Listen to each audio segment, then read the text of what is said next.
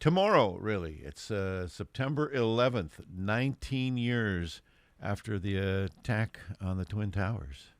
And, all of us have our particular stories, but a young gentleman in the studio this morning has I guess, his take on all of that because he was in the reserves at the time, and he knows that when that happened, something was going to happen to him as a result. And That's right, man.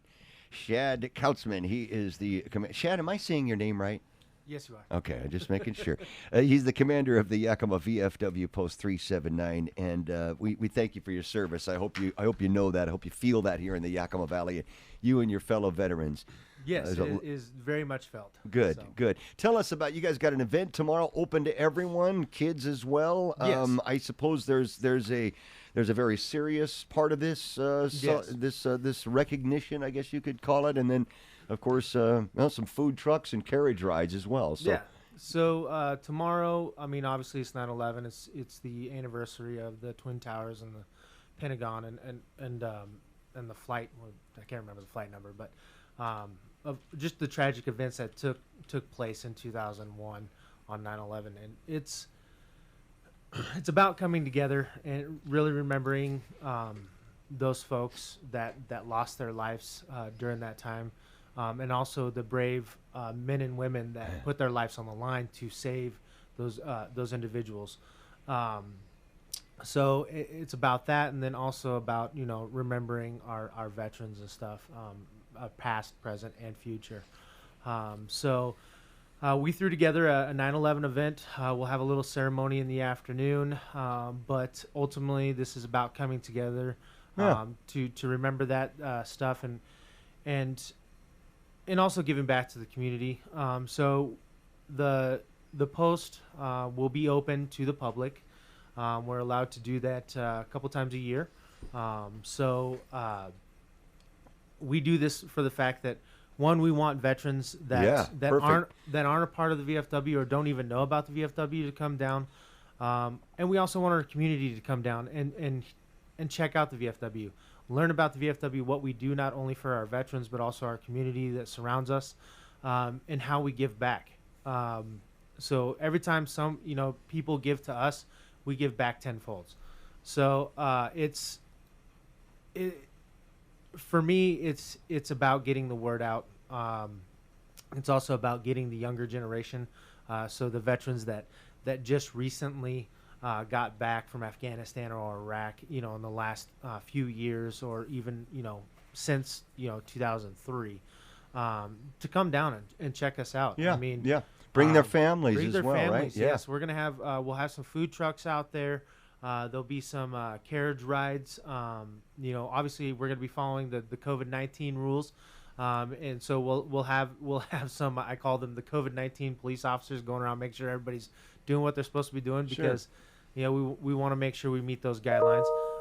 But we're going to have stuff going on the inside, so people will be able to come in, check out the club, things like that. Come in and have a nice cold beverage.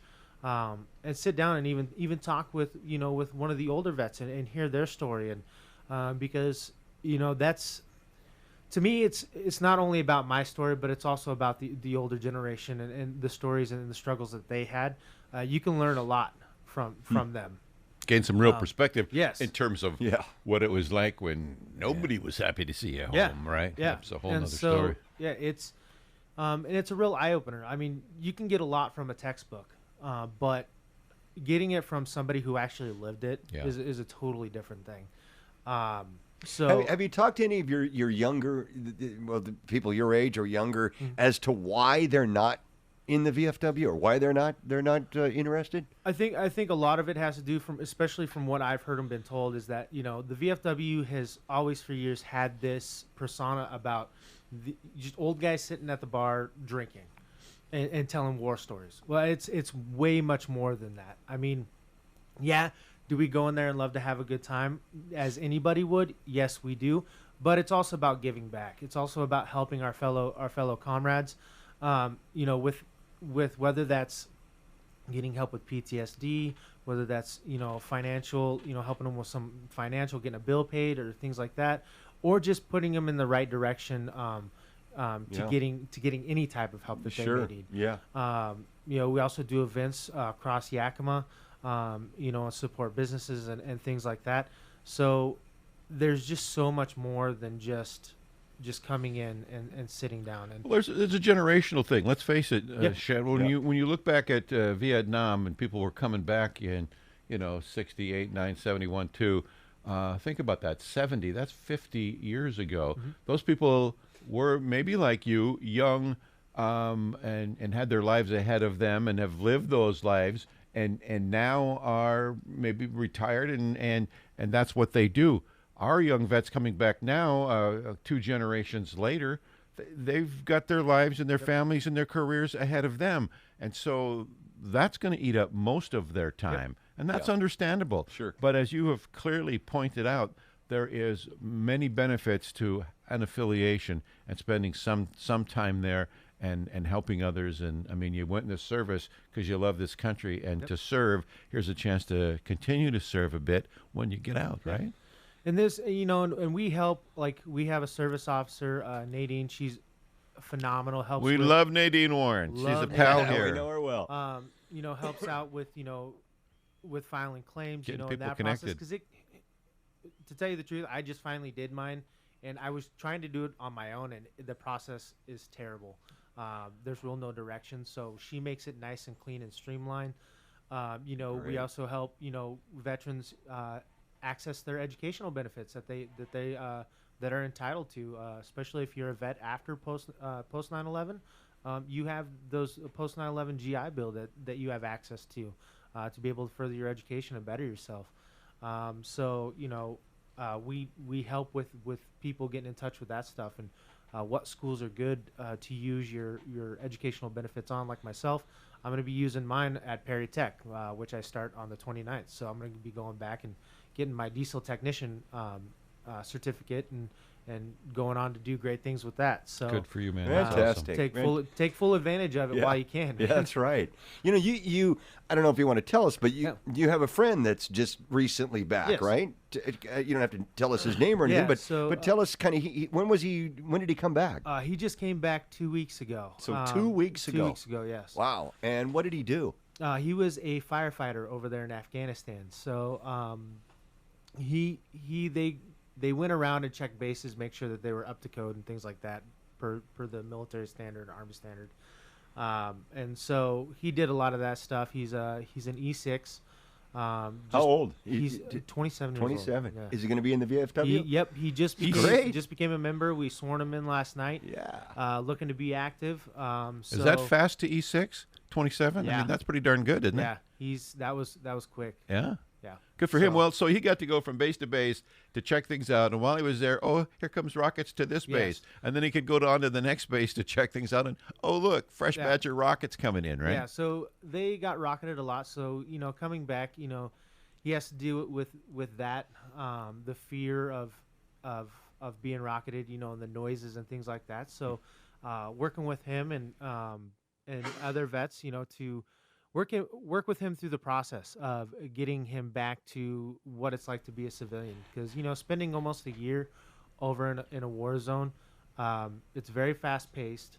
You have to, your high stress level, 24/7. I can't imagine. And so it's just crazy. So like when I was over, I was in Balad, and we called it Mortar City because it got mortared all the time. So it wouldn't be uncommon where we got mortared at least 10, 12 times a day. And being close to, our where things were located, especially for us, was close to the wire. Like I could see through the line, and I could see Balad within like 5 miles away, if that. Wow. And so, we got hit quite a bit. The base did have defenses against it, but it didn't always work. Like anything else does. So it's a challenge when you come back, and having people around you to help you cope with that is very helpful. Invaluable. Do you ever have anybody jump out and kind of scare you for a second? Like, Yeah. so you kind of go, Yeah. well, that's kind of that Yeah. all the time, right? Yeah, I still, even to this day, I still have it. I find myself at times where I going into a room or a restaurant, things like that, I have to have my back against the wall, and I watch for where the exits are. Sure. I hate being scared. It's not uncommon if I get scared, I might throw a punch just because it's a habit. Good to know. I'll save my bad jokes till after you're gone. Well, our buddy Byron, it was interesting because we were sitting around last week at Bronier, and Byron was a Vietnam-era Marine, and helicopters were fighting a fire right just north of us. And I heard him mutter, said, God, I hate the sound of those helicopters. I mean, and that's 50 years later, so it makes a pretty big imprint on you. It's a ongoing thing. It's life lasting, the stuff that you experience, and I think that's between veterans. Like, we understand that, and but when you're talking to like your loved ones and things like that, it's very hard to open up to about certain experiences, because it's hard to explain, for one, and unless you've been in it, it's hard to relate to it.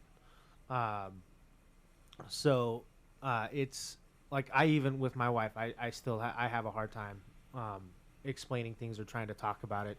And so, do you have any kids? I do. I have a soon-to-be 18-year-old son who lives out in Moxie. Wow. His name's Malachi. He probably looks older than you do. I'm gonna say. He's taller than me, that's for sure.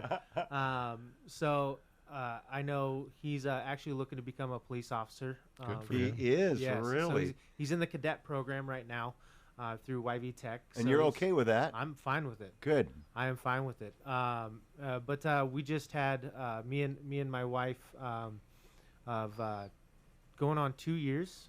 We just had a baby girl in April. So Oh, fantastic! so, Good for you. Her name is Kennedy. So it's Sweet. It's exciting. So life changes quick, and so, but we're loving it, and I'm doing the dad thing and relearning new stuff over. Obviously I haven't had a baby in so long, and this is her first kid, so we're both learning together. And doing the VFW and community outreach thing, and just loving life to the fullest. So Good for you. Yeah. Good for you. so.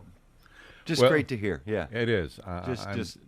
We keep you on this long because it's been what 20 some years, and we've had VFW commanders in here, and they've all been at least past 50 and 60. So Mr. Pineda may not have. Well, been. okay, You yeah. see No, that? Al Pineda, he was younger. He was younger. Yeah, I don't know his age, but I know he was well under 50. I don't mean that as disrespect. I'm just saying that every time they came in, they were always like, "Gosh, we got to find a way to get younger people in here." And boy, you're the key. That's man, a commander that's young. It's got young friends, and that could be a great turnaround. Yep, and we're looking. I mean, the thing is too, we're looking to kind of revamp the VFW inside.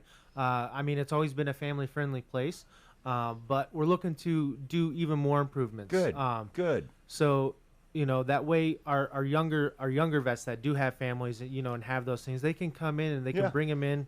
Feel comfortable. Comfortable. Have things available for kids to play. I mean, we have pool tables, and we have a shuffleboard, and we have a TV with a Wii and things like that, and looking to get some pinball machine games and some racing games, and then also looking to get a one of those new digital jukeboxes in there, so you can run it off your phone and just Cool. kind of make it a little bit more upbeat, and it's gonna be awesome. Hey, Love come the on, kids, Lance. Come on. If you want to help the VFW, you get in touch with us or get in touch with Shad here from the VFW, because we know there's a lot of folks out there that would love to help you make that happen. Yes. Yeah, that'd be And great. we encourage it. I mean, we encourage sponsors, just even small donations. A little bit goes a long way. Yeah.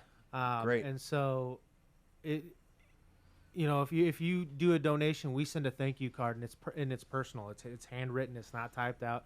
I actually sign my signature on there and all that good stuff. So when we send out stuff like that, the thank you cards and appreciation certificates and things like that, they're very heartfelt. They come from the bottoms of our heart on that stuff. Excellent. Shad, just delighted to have you in here this morning. Yeah, thank you, guys. An important day tomorrow. It ushered in a whole new generation of military service and military stories. A lot of people were motivated to join because of what happened There's a lot of good Americans that have died along the way, and they need to be remembered and honored. And this whole new approach to military that we have post-Vietnam really got ushered in as a result of 20 years ago. Tomorrow it'll be 19, the anniversary, and we fully hope you have a full house. A lot of people come down and remember the reason why we're doing it. And just God bless you and your family and all that you have hopes and plans for Definitely. the VFW. We're with you all the way. Yeah, thank you. So just to remind people, it's open to the public. So bring your friends, family, come down, learn about the VFW, talk to a vet. If you're a vet and are in need of assistance and things, come down and see us. We'll be there. And Excellent. thank you guys.